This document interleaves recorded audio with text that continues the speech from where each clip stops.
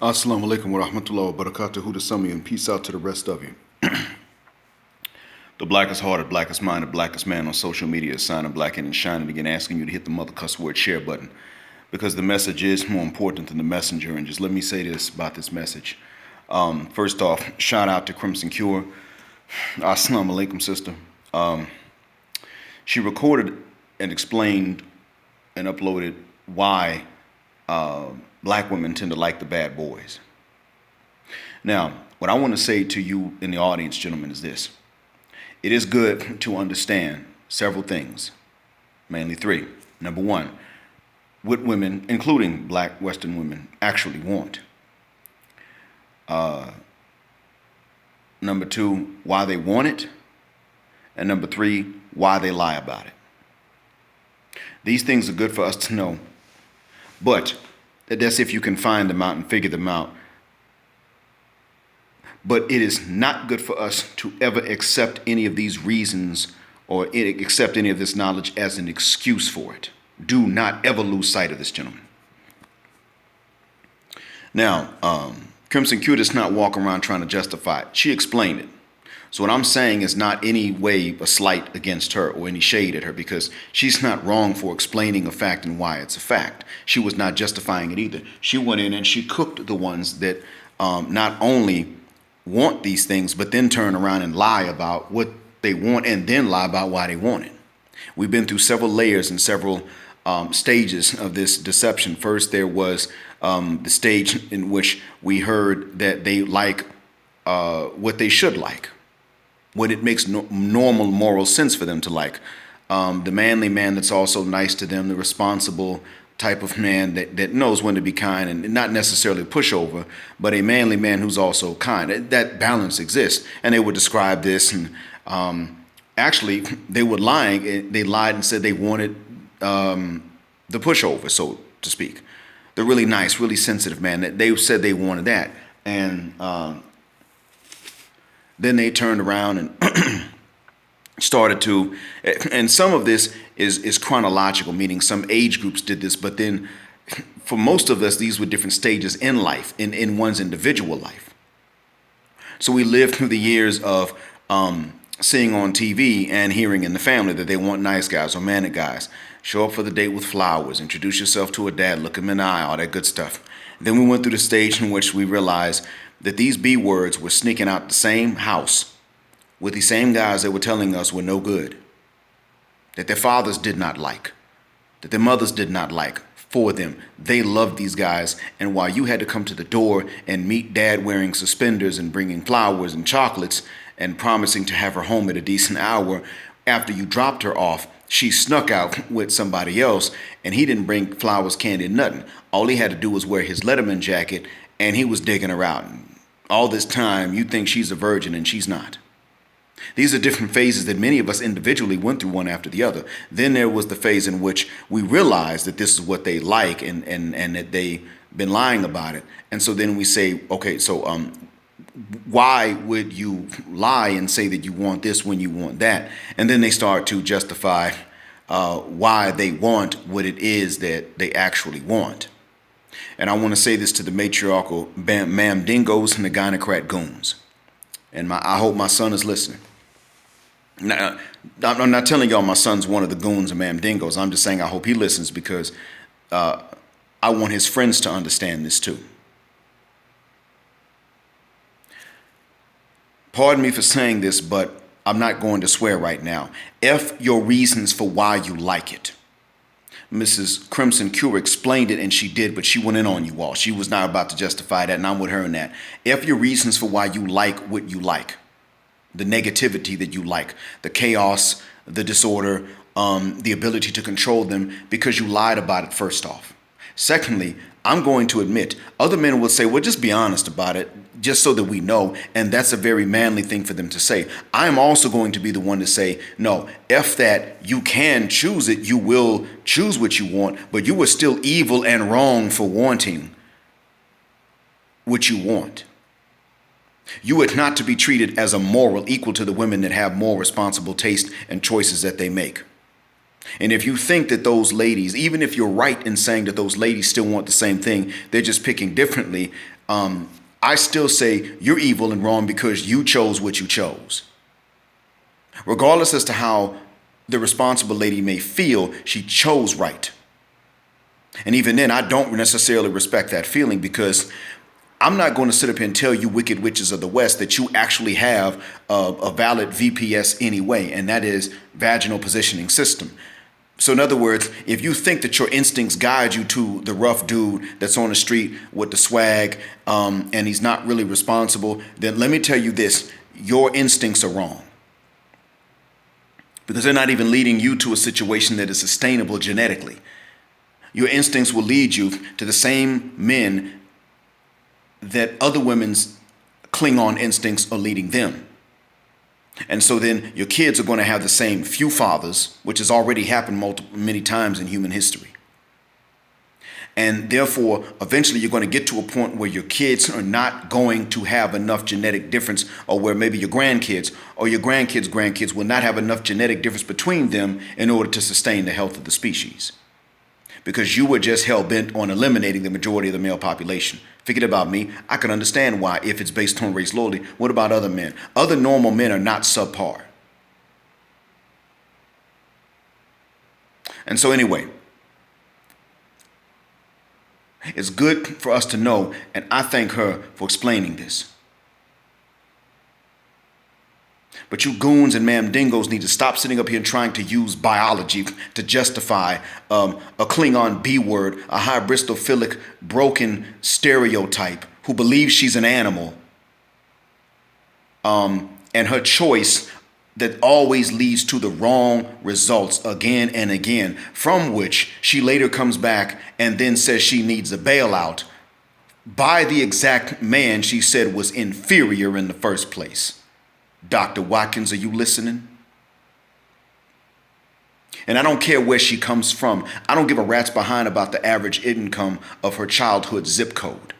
Whether she grew up Huxtable like me, or if she grew up Good Times like the Evans.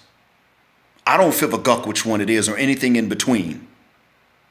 What I care about is that they either make smarter choices, or they deal with the consequences of the dumb choice and do not come to us for any bailouts. And when I say us, I mean normal men. Most of the vast majority of whom are not baby daddies, but have not been married and don't have children. And then look for those men to come and take you on with your kids by another man, talking about an extra blessing, an extra gift. No, shuck that fit. Your love handles and your kids by another man are not gifts. They are liabilities. Sion Faria in Trinidad and Tobago, you're absolutely right in what you said, bro. You do not have to accept this BS from them. You ain't been married and you're a childless man, and you found that in Trinidad and Tobago you were getting approached by a whole bunch of single mothers, and you said, man, shuck this fit. I am not a single father. I'm not a father. You stop coming to me with other men's kids talking about gifts and blessings. Man, shuck this fit. You were absolutely right. So I'm going to say this, and I want the whole audience to understand this. Son, this is important for you and your friends and your age group to understand as well. The reason that the women choose the bad guy, as Crimson Cure said, is because while they say, well, you know, he's manly and he's got control, it's really because she can, one, she can justify that to her friends, but it also gives her a type of control. And therefore she can impose, or she can refuse order and insist on chaos with her control. But now why, that leads to another question. Why that? Why does she prefer chaos over order? Why does she insist on that which is not good? What's the reason for that? Now let me tell you what that is. The reason that she insists on chaos and no order is the same as her reason for lying about what the F she wants in the first place. Now, some young girls don't realize that they're not telling the truth about what they want. I understand that some of them don't realize that. Okay, fine. They don't realize that they're not telling the truth about what they want. Okay. But then some of them Well, actually, usually by the time they're in their late teens, they know furthermucking well the dysfunction that they want, on which they insist, and that they're lying to you about it. They're well aware of this. Now, why they're lying to you about it, same reason they don't want order and chaos, pure evil. That's all it is. At some point, we're going to have to understand that it is nothing other than plain old evil. This is the part where I go really deep, metaphysical and spiritual, but there's evidence for it. Now, understand, Sergeant Willie Pete, if you are hearing this, I understand this is the part where you're going to disagree. I expect that. I get it. But I'm still required to tell the truth, not just even if it's not popular, but especially if it's not popular. Take white supremacy. We're sick of that. I hate it. I can't stand a Muslim with white supremacist leanings. I'll sit up and tell them straight up, you get rid of these ideas or you're a disbelieving hypocrite kafir. I've said things like this very harshly to them. And I'm not capable of feeling remorse for it, because these white supremacist ideas, I don't give a guck how many centuries or millennia they go back and how many cultures around the world shared them. Human beings are not born with white supremacist ideas, be they racist or colorist or any combination in between. Human beings have to learn this.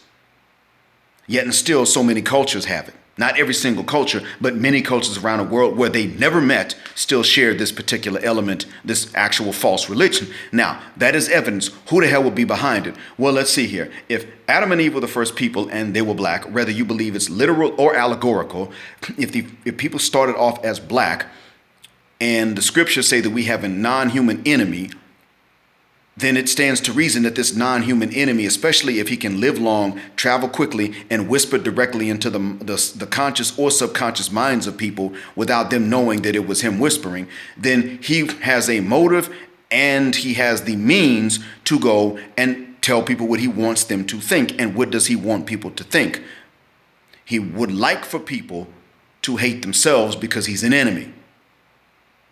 So he'll tell people that their very source is ugly and that a group of people they may have not even seen yet are the epitome of beauty and humanity, so that when that group of people do show up, they just trample the globe, which they did, and against which many other groups of people did resist, but not nearly the way they would have had this trampling group of people looked more like their original ancestors.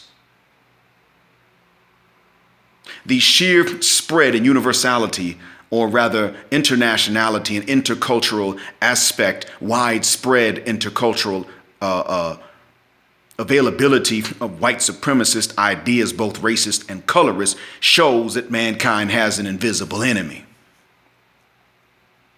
Because think about it, white supremacy does not serve humanity at all, really. In the end, it does not even serve the white race. Yet and still, people can't get rid of it.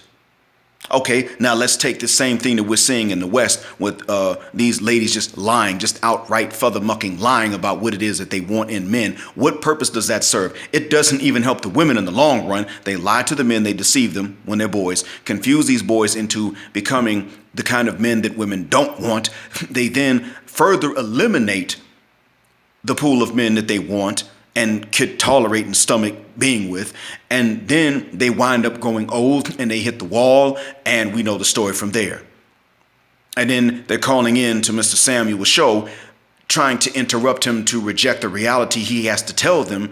And so then he has to say, okay, with the French toast, you're not going to overtalk me. You know what? You're going to die alone. These are your options, miss. You're 44 and you wear a sundress. You wear a size pasture. That's the dress size you wear, pasture. And you got all these kids and you this short and you weigh that much and you ain't gonna cooperate. Okay, you're gonna die alone. And that's what winds up happening. It doesn't even serve them in the long run, yet they will not stop it. So what would be the reason for that? They listened to the whispers of someone or something else that did not even have their own best interest at heart. Now, some would say, wait a minute, well, this is a Western phenomenon. Well, true, the deception might be a Western phenomenon, but as much as I tell you leave the West, that doesn't mean I'm going to sit up here and lie to you about the East either. Let me go ahead and tell you about the East. Here goes. In the East, do you think women are sitting up and saying the truth about what they want when they're young and cute and fertile, or do you find them to be shy? Now, the shyness is fine, it's okay, but do you notice that shyness stops them from communicating even in the East? Now, they'll go to dad and bother the hell out of dad with what they want. When they finally do get married to a husband, they will go and bother the hell out the husband about what they want too. I mean, I shouldn't say bother the hell, but they'll voice their material wants and concerns. But when it comes to sexually and romantically or maritally, if it implies sexually, which it does, they're quiet, they clam up. So much so that when Allah revealed the last revelation to humanity, he had to instruct Muhammad, peace and prayers be upon him, that the consent of a woman when proposed to is included in her silence. She can say yes or she can be silent, and then that's consent. Because they're too shy to say, you know what, I want to marry him. Yes, after I collect the dowry and we sign the contract, and if we have time and money and everything else for Alima, I want to ride that. What is the reason for that? The shyness can be a good thing. Men also have it. But what's the reason for this extra shyness even in the East? Some of it is good, but also it can be weaponized, and it oftentimes is.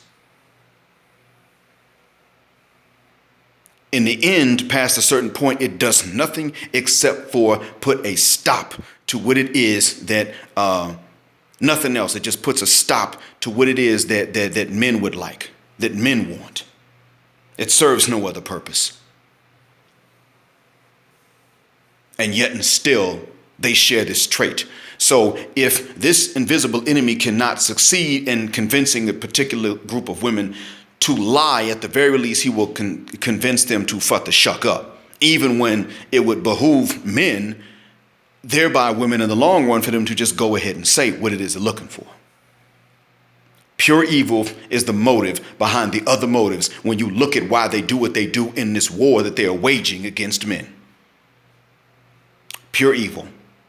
And I don't have to tell you the name of the one whispering this. Many names, but I'm going to avoid saying it for now. I will say this, though. Someone is going to try to do something bad to me. This same one that does the whispering will succeed in harming me if Allah does not protect me. I'm letting you know now. So if my Lord protects me, then his efforts will be frustrated. But mark my words, he's going to try.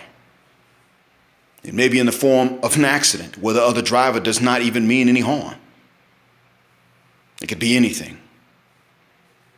I may have to come back later and tell you. It may be weeks, it may be a month from now, but he's going to try to retaliate simply because I sat up here and I told you this.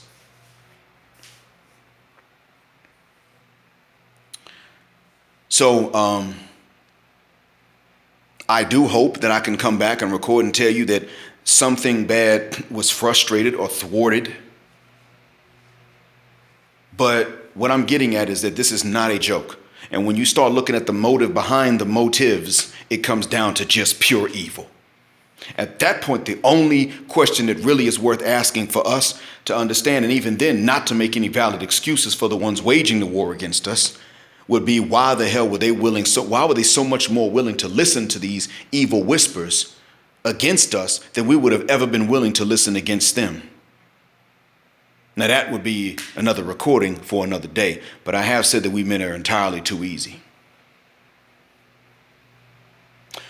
Maybe in another recording I will mention how it is that we girl dads have, but I've already touched upon this, how we girl dads have not really prepared even our daughters whom we love for the actual truths and limits that are facing both men and women when it comes to marriage. We tell our sons, well, they ain't gonna be perfect. You ain't gonna be perfect either. If she perfect, why she needs you? You need to, we tell them in a nutshell, we darn it. While telling them to expect flaws, we also inadvertently tell them to settle. We don't tell our princesses that. We don't say to them settle, we tell them what they're worth. And this is one of our mistakes. But that's another topic as well for another recording. So I thank you again, Crimson Cure. Jazakallah khair. And to the rest of you, thank you for listening. This has been another reason, explain to you why it is that I close out as I close. Black heart, black mind, black out, assalamu alaikum, and black heterosexual non-select male power just because they don't like it, and black patriarchy until extinction or judgment day.